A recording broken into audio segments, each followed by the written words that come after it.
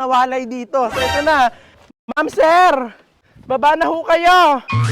9 AM pa nga lang ng umaga, nagising na nga ako para nga maglinis nga nitong kulungan nga ng mga bibi ko kasi meron nga silang importante nga bisita ngayong araw. Sobrang importante nga ng bisita na yun para nga sa mga bibi ko. Talagang kailangan ko nga linis nga itong kulungan nila para nga hindi nga magalit yung bisita na yun. Hindi nga lang ako excited nga dumating na yung bisita na yun, pati nga yung mga bibi ko kasi matagal na nga nilang hinihintay nga yung bisita na darating nga ngayong araw. Nag-night swimming nga kasi mga bibi ko nga kagabi, kaya kailangan ko talagang linisin nga itong bahay nga nila kasi naiwan nga na madumi. At kailangan ko rin nga talaga pagandahin nga to at linisin nga rin itong bahay nga ng mga bibi ko kasi baka nga magalit nga yung bibisita nga ngayong araw. Kagabi ko nga lang kasi nalaman na ngayon nga pala darating nga yung importanteng bisita nga ng mga bibi ko, kaya talaga sobrang aga ko nagising. Galing nga kasi ng USA nga yung bibisita nga dito sa mga bibi ko, kaya talagang pinasundo ko na nga ng maaga sa airport. At tsak nga ako na medyo malapit-lapit na nga yung mga bisita ko na nga ngayon, kaya talagang binibilis ako na nga yung paglilinis nga dito sa bahay nga ng mga bibi ko. Sinetap po na nga rin dito nga yung swimming pool nga ng mga bibi ko para nga pagdating nga dito ng bisita nila talaga mas lalong matuwa. Agad-agad ko na nga rin lalagyan nga ng tubig nga ng swimming pool, kaya naman dali-dali ko na nga kinuha yung gripo para malagyan ko na nga ng tubig. At sure nga ako na talaga matutuwa nga yung bibisita nga dito sa mga bibi ko dahil nga dito sa swimming pool. Balita ko nga rin kasi na mahilig nga mag-swimming nga yung bibisita nga dito sa mga bibi ko, kaya talaga matutuwa talaga ng sobra yung dito nga sa swimming pool nga nila. Pinupuno ko na nga lang ng tubig nga itong swimming pool nga ng mga bibi ko para maiwan ko na nga at makapag-ayos na nga ako. At naayos na nga namin itong swimming pool nga ng mga bibi ko, agad-agad na nga rin ako pumasok nga sa kwarto ko para nga magbihis. Nakapagbihis na nga ako at nakakain na nga ako lahat-lahat, pero hindi pa nga rin dumadating talaga yung mga bisita ko. Siguro nga na traffic nga yung mga yun. Kaya habang hindi pa nga dumarating yung mga bisita ko, talaga mas lalo ko nga pinaganda nga tong bahay nga ng mga bibi ko. Nilagyan ko na nga to ng mga bulaklak nga, pati sinetapan ko na nga rin sila ng ilaw dito para nga mas lalo nga maging maganda. Baka nga pag nakita nga to ng bibisita sa mga bibi ko, baka hindi na nga sila umuwi sa sobrang ganda nga nitong resort nga ng mga bibi ko. So ito na mga kaputi, sa wakas na ayos na nga ulit natin tong bahay kubo or yung resort nga nitong mga bibi ko ngayon. So tatawagan na nga natin yung bibisita nga sa kanila kasi anong oras na nga.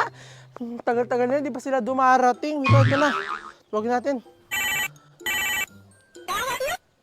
Hello? Asa na po kayo? Ay, nandiyan na po pala kayo. Sige po, abangan ko na lang po kayo dito. Ay, sige po, excited na po itong mga bibi ko na makita kayo. Sige po, bye-bye. Ayan, so ito na, papunta na daw sila dito, malapit na daw sila. So abangan na lang natin, excited na itong mga bibi ko na makita na yun kasi talagang importante yung bibisita nga na yun sa kanila. So tara na. Ayan, nandito na daw sila. Saan na kaya yun? Dito na daw sila eh. Ayun na! Oh my God! Andito na yung service ng bisita ng mga bibi ko. Matutuwa dito yung mga bibi ko. Dito sa bisita nila na to. Yan na, dito po. Dito. Ayan, ito na. Yan, ito na yung bisita ng mga bibi ko. Dumating na. Oh my God, matutuwa dito yung mga bibi ko kasi matagal nila tong hinintay kasi matagal din silang nawalay dito. So ito na. Oh my God, dito na agad sila. Nandito sila sa loob. Mukhang natutulog. So ito na, bubuksan na natin. So ito na, bubuksan na nga natin tong pinto para makita na nga ng mga bibi ko nga itong importanteng bisita nila kasi matagal nga silang nawalay dito. Talagang excited na sila makita to. So ito na, buksan na natin. Yan, matutuwa dito yung mga bibi ko. In 1, 2, 3. Ayan! Ayun, sila yung bisita ng mga bibi ko, yung nanay at tatay nila. Pinasundo ko talaga yung nanay at tatay nila para talaga makita nila yung mga anak nila na nasa akin na talagang nasa magandang kalagayan. So pinapunta ko sila dito para ma-enjoy man lang nila itong resort nga na pinagawa nga natin sa mga anak nila. Kaya kung makikita nyo, pag sisimingin natin dito yung mga magulang nila, talaga mag-i-enjoy sila dito. So tara, pababayin na natin sila. Ayan, ma'am sir! Baba na ho kayo. Hindi na ho kayo sa bahay ng mga anak nyo. Parang ayaw pa ata nila bumaba, so kukunin na natin sila, tara. At dahil medyo nahihiya pa nga yung mga magulang nga nito mga bibi ko, kaya naman ako na nga nagpresenta nga na ibaba nga sila dito. May jet lag pa nga daw kasi itong mga magulang nga ng bibi ko, kaya talaga nangihina nga sila at hindi sila makababa dito sa sasakyan. Ito nga muna nga nanay nga yung binaba ko nga sa sasakyan at talagang binaba ko na nga rin siya agad dito nga sa bahay nga ng mga anak niya. At dahil medyo pagod pa nga yung tatay nga ng mga bibi ko dahil nga sa mahaba nga nilang biyahe kasi galing pa nga silang USA, ako na nga yung nagpresenta para nga ibaba siya dito sa sasakyan. Pagkababa nga nila dito, sinabihan ko na nga rin yung driver nila na ibaba nga yung mga maleta nila para ilagay muna nga sa loob ng bahay namin. Habang buhat-buhat ko nga yung tatay nga nitong mga bibi ko, talaga nakita agad niya yung swimming pool at talaga sabi niya nga daw, gusto niya nga agad daw mag-swimming. Labas na kayo! andito na yung nanay at tatay nyo. Amazing! Mga bibe. Agad-agad ko na nga rin tinawag nga itong mga bibi ko para sabihin nga sa kanila na nandito na nga yung mga magulang nila. Pumasok na agad yung nanay nila tapos yung tatay nila oh. Naliligo na.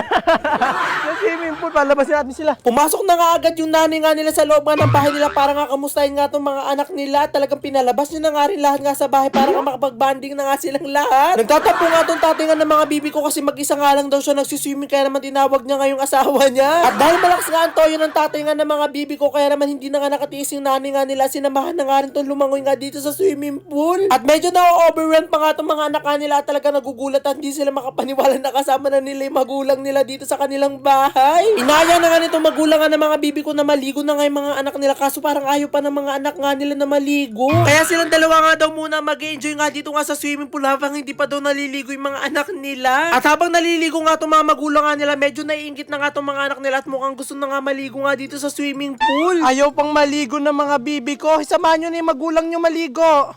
Ayan, sige, bumaba na kayo. Samahan nyo na maligo yung mga magulang nyo. At minsan nyo lang yung makikita. Ano, naliligo na yung mga magulang nyo. Oh. Samahan nyo na maligo. Isang araw nga lang mag-i-stay nga dito yung mga magulang nga ng bibi ko kaya kailangan na nga talaga nilang sulitin habang nandito pa nga sila. Matagal nga kasi nagtrabaho nga itong mga magulang nga ng bibi ko sa ibang bansa kaya magbabakasyon nga daw muna sila sa El Nido, Palawan.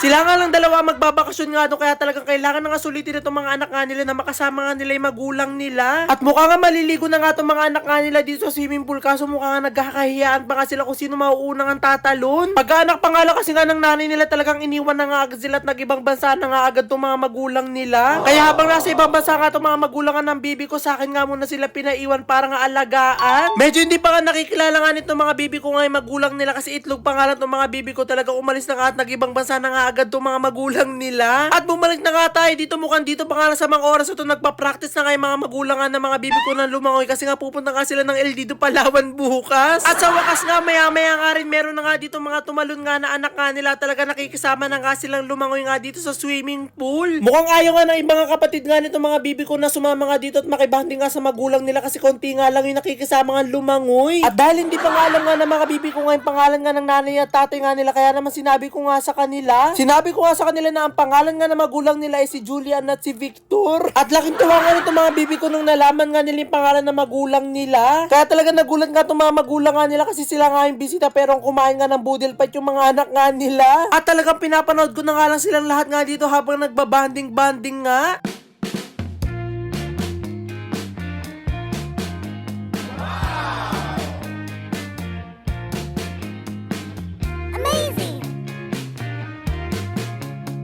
At habang nagsasaya nga dito yung mga bibi ko kasama nga yung magulang nila, dito naman ako nalungkot sa mga makukulay ko nga nasisiw kasi hindi nga nila kilala yung magulang nila.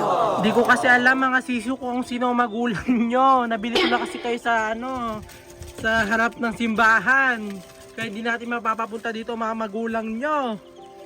At kahit wala kayong totoong magulang nga dito ng mga sisiw ko, nandito naman ako na bago nga nilang parent. Kaya dapat nga hindi nga malungkot nga yung mga sisiw ko kasi ako nga yung magpapalaki nga sa kanila at ako nga yung mag-aalaga nga sa kanila ng maayos. At dahil dito nga matutulog yung mga magulang nga ng bibi ko, syempre hindi nga sila magkakasya nga doon sa bahay nga nila. Kaya naman dali-dali ko na nga nilinisan nga doon tutulugan nga ng mga magulang nga ng sisiw ko kasi dito nga lang sila matutulog nga ngayong gabi. Kaya kailangan nga pagandahin nga natin yung tutulugan nga nito mga magulang nga ng sisiw ko kasi saglit nga lang sila matutulog dito. At gusto ko nga rin mapaalam nga dito sa mga magulang ng bibi ko na nasa maayos nga na kamay nga yung mga anak nga nila. At sana nga lang talaga naging masaya nga itong mga bibi ko nga na nakita nga nila yung magulang nga nila after so many months, weeks, days. Mga mommy and daddy, ahon na kayo. Ready na ang inyong tutulugan for tonight kasi nga bisita kayo ng mga anak nyo. Ahon na kayo sa swimming pool at malamig na. At dahil anong oras na nga rin to, talaga nag-enjoy nga na sobrang nga itong mga magulang nga ng sisiw ko nga sa paglangoy nga dito sa swimming pool. Talagang pinaahon ko na nga. At talagang VIP treatment nga yung pag-asikaso ko nga sa kanila. Ako pa ngayon nag-aahon sa kanila dito sa swimming pool. Ayan na, nalagay na natin sila sa bahay nila. Diyan muna sila matutulog for tonight para makasama man lang nila yung anak nila kahit ngayong araw lang. Tapos bukas alis na sila.